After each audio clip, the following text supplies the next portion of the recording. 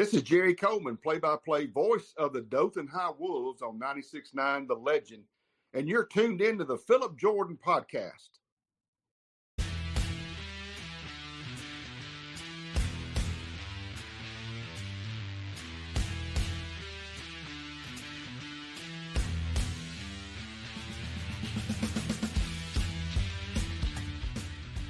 What's up, everybody? Welcome into the Phillip Jordan Show. We are heading into the end of the week. The football weekend is getting close, and I am your host, Phillip Jordan, in-studio host and producer, Nothing Was Football on 96.9 The Legend, and Auburn writer for Last Word on college football. You can check out the Phillip Jordan podcast on Apple Podcasts, Spotify, wherever you get your podcasts. And from Apple Podcasts, please follow, rate, and review. Leave a review, and I will read it on a future edition of the show. And if you just leave 4 stars, you're just a straight up hater. Check out the show over at Wiregrass Daily News and my YouTube channel as well, Phillip Jordan Sports. You can always email me at sportstalkphilipjordan@gmail.com.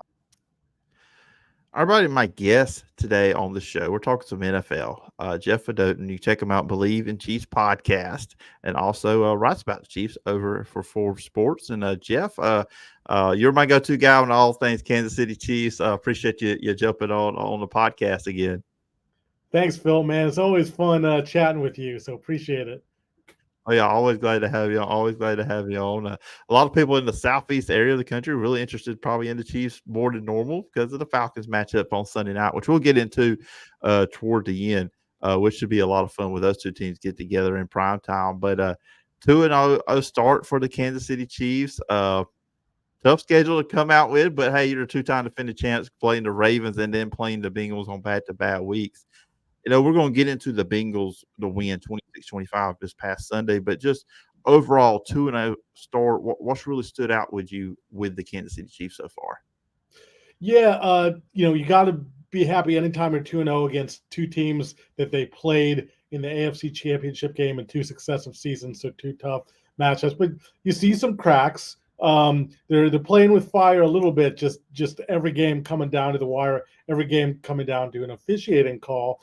I think what they're pleased with, though, is one of there were basically 2 major offseason questions. One, how would they replace L'Jarius Sneed, who was traded to the Titans, and their defenses look pretty good even without him. Maybe the coverage, you've seen a little bit of the coverage has been exploited just a hair more than Sneed was there, but the defense still looks pretty good. And then probably the offensive question was, what are the Chiefs going to do at left tackle with Donovan Smith gone, and with the rookie Kingsley Sumatea and the veteran Wanya Morris, or veteran, I mean, he's still a very young guy himself.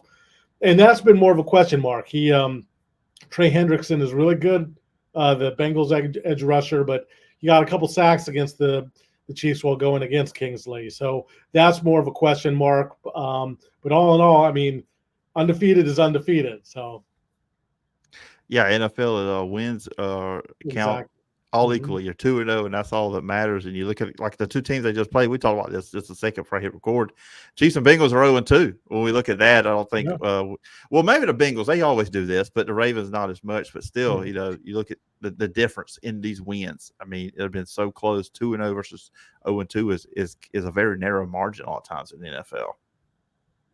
Absolutely. And the margins have been certainly very narrow in each of these games. So yeah, you'll take 2-0, and it's a tough schedule this first month. It's kind of funny you mentioned who they defeated. I still think the Bengals and Ravens have a great chance to make the playoffs, both those teams. But it's funny, you looked and you thought, oh, maybe the Falcons, especially after week 1, weren't going to be that great. The Chargers had a bad year last year, and the Saints, I didn't expect much from them, but those 3 games look really tough right now. Yeah, it's going to be interesting. Yeah, who thought with the Saints and really the Falcons, but with the Bengals, these games with them and the Chiefs, it always comes down to a field goal. I mean, this was probably score wise the closest, and I say it a lot because they've usually been 3 points, but this was a 1-point game. And I mean, the Bengals are good, especially when Joe Burrow's at quarterback. They've got the players at receivers, they got good players on defense, really good coach. But when you look at these 2 teams, when they match up, what are the things about the Bengals overall you Bleav that give the Chiefs trouble when they play each other? For one thing, is just that they have a great quarterback, like you Yeah. mentioned. Burrow's healthy. The other thing is that they have a really good defensive coordinator, one of the best in the league. So I think that's part of it. He's nobody can really stop Mahomes, but he's been as good as anybody at kind of limiting him. And Mahomes had one of his worst games as a pro, well under uh, 200 yards, 2 picks. And I think part of the reason he does that is he at their best, they usually have good safeties, good D backs. Um, Von Bell is back. They have Geno Stone, who's really good with the Ravens. Before that, they had Jesse Bates, who they're actually going to see this weekend with the Falcons. So I think Mike Hilton's a good nickel corner. So I think with the safeties, he can like move guys around, try different stuff, kind of flood coverage. That's you have a little bit more success than blitzing Mahomes. So there's not a great strategy, obviously, to limit him. Any kind of strategy to limit him, but that's probably the best approach. So I think those are two main reasons why, and also the Bengals just have been very good, even aside from Burrow. We mentioned Hendrickson. They've obviously had really good receivers. They've been a pretty complete team the last couple of years. Yeah, and just looking at the game too, I mean, you talk about Mahomes, the turnovers. Of course, the Chiefs had the fumble, which early in the game, then you had the 2 interceptions by Mahomes overall. Of course, they turned one of those turnovers into a turnover of their own there in the second half. But I was looking too at the secondary. You mentioned Snead not being there anymore, but they played really well against Cincinnati. I mean, Gesicki at tight end was like the main guy. Jamar Chase didn't do much. The secondary really, as you said, they've been playing well. They played well against Cincinnati. They're limiting their wide receivers. Yeah, and a lot of that is Trent McDuffie is really a fantastic player. He's only about 5'11", but he's really feisty. The defensive coaches always talk about when he's like hitting the sled and like practice, like he brings a thump, kind of unlike a lot of the other players. That he's just really powerful. He makes plays. Everyone remembers last year in Germany that huge turn the game around. He forced that big fumble on Tyreek Hill for a pick six, but he also can cover. So he's a big part of it. I think he's an outstanding quarterback, and so that helps the back end. Justin Reed is a pretty good hitter, pretty solid, pretty heady guy. Kamari Connor is a young guy who was very good, had a huge week with the sack and also had a score in that game. And Jane Hicks is a defensive back they're excited about. Brian Cook is another one. So it's a good secondary. It's not as good as it was last year, just without Snead again. But as we said, that was a question mark, and they've shown that they're good even without Snead. Now we'll talk about one of the guys that did score for the Chiefs on Sunday, offensive lineman Wanya Morris. It's always great when you see these offensive linemen get those opportunity, and that was big. That was the Chiefs getting their first lead of the game, 17-16. A long drive, 13-play drive, took over 6 minutes, but getting that first lead, but capping it off with the offensive lineman getting the touchdown. Yeah, and that's especially fun for me and my Bleav in Chiefs co-host Joe Valerio, because what he's known for is he has the NFL record, or it's tied for the NFL record of tackle eligible touchdowns with 4. So it's fun rehashing it with him. I encourage listeners there to listen to our last pod. Joe's phone was blowing up, of people reaching out to him, and he was really excited for Wanya and said it was a pretty similar play, and he was impressed with Wanya Morris. He said, it's not like he said he really showed some good hands to that, some good movement on that play. So it got the got the green light, the thumbs up from a guy who knows it better than anyone, and Joe Valerio. And also, too, and I mentioned the 2 turnovers there in the first half. And that was an opportunity for Cincinnati to really increase the lead. But, again, Kansas City Chiefs showing that championship medal, holding on to field goals. It was only 16-10 at that point. Just another thing with the Chiefs, kind of separate them from the Bengals in this game. I felt like the Bengals not taking advantage of those situations, and also there were some penalties also, particularly in the second half. Like sometimes Cincinnati didn't seem like they could, hold in their emotions of the game, but Kansas City just staying even kill, and it just didn't let the bad stuff really add up to them and let Cincinnati take advantage. Well, and to your point, the thing that I think best exemplifies that was the Jamar Chase penalty, that 15-yard unsportsmanlike thing. I mean, that was just a killer. They were moving the ball pretty well, and again, like you said, not showing their composure. While the Chiefs did show their championship medal, and you can argue, well, which is verbal. Did Chase really deserve that? That there might be a point there, but still, why even go there? So you're exactly right. Yeah, then of course second half they come back to another interception. Cam Taylor-Britt, probably one of the better catches you're going to see on that side, just a one-handed interception, but then turn around, fumble return for the touchdown by Jamari Turner, getting in the end zone, and then also just doing that too. That another point where the Chiefs making plays where the Bengals had opportunities, but it all comes down there at the end. A field goal. Harrison Buckner, 51 yards, had the PI call there on 4th and 16. But still, the Chiefs just finding a way to win like they did in Week 1 against the Ravens, and as we know it early on in the season, you're always you're figuring stuff out. All these teams are, because so many of the big time players don't play in preseason. Just your thoughts on just kind of how the Chiefs ended the game there in the fourth quarter and pulling this thing out. Right, and that's what I think I was more impressed with what the defense did, stopping the Bengals to give Mahomes another chance. The pass interference call, I've watched it a lot. I've gone back and forth. I think you do have to call it. I mean, you hate for games to be decided by a penalty, but I think he was there early, and you have to call it. If he didn't call it, I think everybody it'd be the same reaction, or maybe an even bigger reaction, like how that was obvious PI and you let Bengals win. And it just shows you Mahomes is fantastic, so clutch, so unbelievable, but he didn't have his best game, and the Chiefs were kind of content at the end to run out, because one of their best weapons is not just Mahomes. I think Harrison Butker actually is the best kicker in the NFL right now, with Tucker of the Ravens was considered that, but he's missed a couple 50-plus yarders already. And Butker, they were content. They were just very conservative.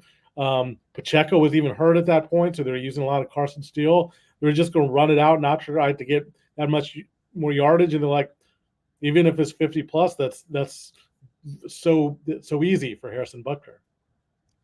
Yeah, it is. And then you kind of now looking at the AFC as a whole right now, who do you see? And look, these two teams we talked about, they play first. They're 0-2, but we have confidence. You got to these teams, who their quarterbacks are, who their coaches are, that they're going to turn things around. They're going to be playoff teams. But when you just look at the AFC, who do you see the biggest challenges for the Chiefs? Yeah, it's interesting. But in both these teams that they're going to play, I actually predicted the Texans to meet the Chiefs in the AFC Championship game. Okay. I'm gonna stand by that, especially the way that they're 2-0. I mean, they have the offensive rookie of the year and the defensive rookie of the year from last season on that team, and Danielle Hunter has been a really good addition. And everybody have added Stephon Diggs at receiver, Joe Mixon at running back, and that team just seems even better than last year. The other team that looks really good in the AFC to me is the Buffalo Bills. And I thought the Buffalo Bills would take a step back. They lost so many guys. We just mentioned Diggs. They also lost the two safeties from last year, some offensive linemen. Matt Milano's hurt. But they've looked really good. They've kind of leaned on James Cook. And, Von Miller looks a little bit more spry, maybe another year recovered from that ACL injury. So it'll be fun. I think those are teams to watch. And the fact that the Chiefs play both of them this year could be a playoff preview.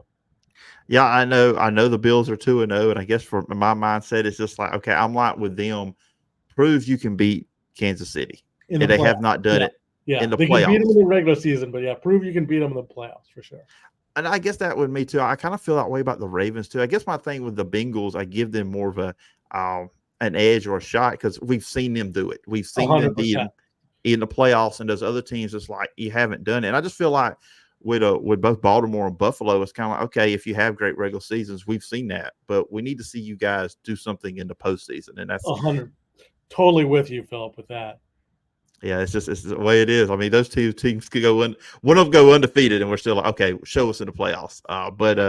And going into the Falcons match, of course, that running back, the news coming out after that game, and you mentioned Pacheco is out. and they bring in Kareem Hunt. Of course, we saw a lot of Carson Steele there too as well. Kind of a throwback kind of player. Watching him play, just going into this game and for the time without Pacheco, how do you see this running game operating for the Chiefs? Yeah, it's and there are a lot of unknowns with it because they added Kareem Hunt, but he's still on the practice squad. I mean, Andy Reid said he could play, but I get the sense that he's not going to.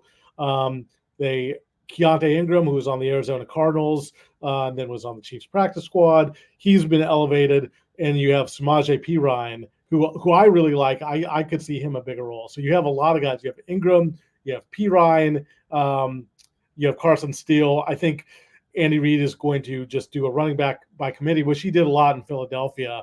And then another guy to watch, he won't be available for this game because he's still on injured reserve. But Clyde Edwards-Helaire is on injured reserve for kind of mental health issues, but he's still been with the team. So it'll be interesting in a couple weeks if he enters the mix, and then you add Kareem Hunt. So a lot of options going not only into this game, but going forward until Pacheco comes back. And of course, matchup with the Falcons coming into Atlanta. I don't know if you saw this, Jeff, but it's Arthur Blank is going into the Ring of Honor. I don't know how that works when you own the team and you're going into Ring of Honor. I'm just going to leave it there. But they're giving out free food, so maybe a lot of more people will be going to that game on Sunday night. But when it looks like this team with the Falcons, they look bad in week one against the Steelers. And Kirk Cousins, he still doesn't look all the way there healthy-wise, but he played great in the second half against the Eagles. They win 22-21. Of course, they got Bijan Robinson at running back. They've got some good receivers. A lot of hopes on Atlanta being a team that maybe can make some noise this year in the NFC.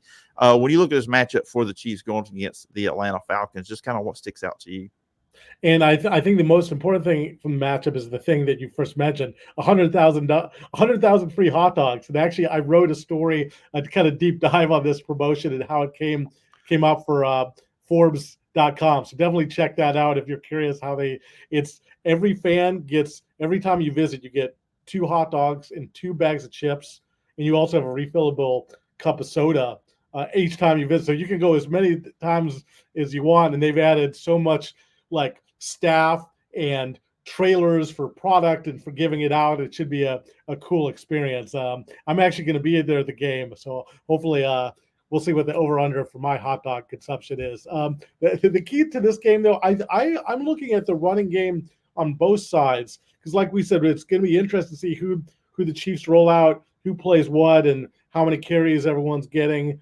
And then the Falcons' running game is really good with both Bijan Robinson and Algier. The Chiefs have been pretty good against the run so far, but I think the two differences in the running game, and it'll be interesting if the Chiefs stop both Robinson and Algier, and the Falcons have a good offensive line too. I mean, Kirk Cousins was so good on that last drive, but if they stop him and they're making Kirk Cousins beat them, I really like the Chiefs' chances.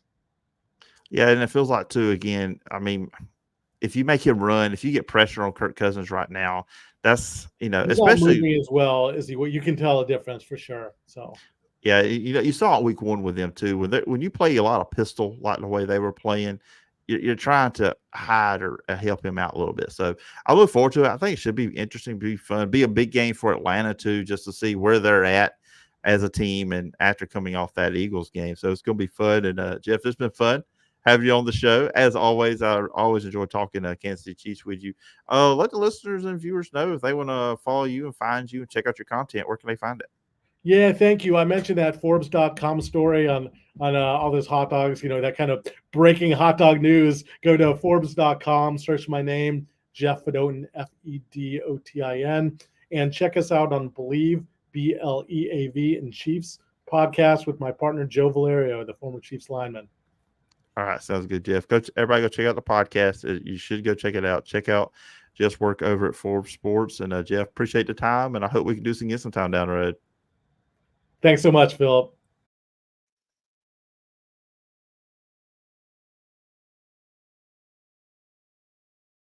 High school football season, and that means the Dothan Wolves are back on 96.9 The Legend. Every Thursday night, check out the Jed Kennedy Coaches Show with Jerry Coleman and Ken Lambert as they sit down with Dothan Wolves head coach Jed Kennedy about the previous game and preview the upcoming opponent. If you missed the Jed Kennedy Coaching Show, you can check out the podcast at wiregrassdailynews.com or go to your favorite podcast catcher and just type in Dothan High School Football. And, of course, every Friday night, pregame starts at 6:45 and kickoff is at 7 for all the Dothan Wolves football action. It's high school football.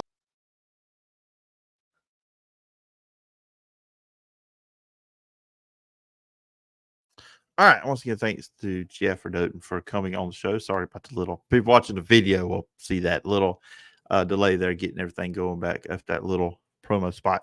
But anyways, thanks for Jeff for coming on, talking all things Kansas City Chiefs. We may start doing this, like have a Friday episode, where we talk about an NFL stuff. We'll probably lean more into Southeastern teams, more like the Saints, the Falcons, the Titans, the Florida teams, and stuff like that, but some big stuff going on. Because I know, hey, we're mostly college football here on the Phillip Jordan podcast, but I know you guys out there watch the NFL. I know people do that. And so we'll probably bring somebody in at least once a week, have like a 15, 20-minute conversation on that team, on the league, and stuff like that, anyways, toward the end of the week. But that's going to do it for this edition of the Phillip Jordan podcast. I may drop some mini pods on Saturday and Sunday morning, maybe picking some college and some NFL games, especially Saturday with some college football picks early there on Saturday morning for you to start your day. That'll probably go 5 to 10 minutes, so it'll be really quick. So you got it won't be a long podcast at all. Anyways, remember you can follow me on social media at PJordanSEC. The podcast is available on all your favorite podcast platforms, Apple Podcasts, Spotify, wherever you get your podcasts. If you're on Apple Podcasts, please follow, rate, and review. Leave a review, and I will read it on a future edition of the show. As you know, if you leave just 4 stars, you are just a straight-up hater. Check it out over at Wiregrass Daily News. Watch the show over on YouTube at the Phillip Jordan Sports YouTube channel. And, of course, you can email me at sports.philipjordan@gmail.com. Remember, the Dothan Wolves are hosting Carver out of Montgomery on Friday night on 96.9 The Legend, so check that out as well. And, of course, you can go check out the Coaching Show podcast. It's out there for you to check out as well. Anyways, guys, till next time. Bye-bye.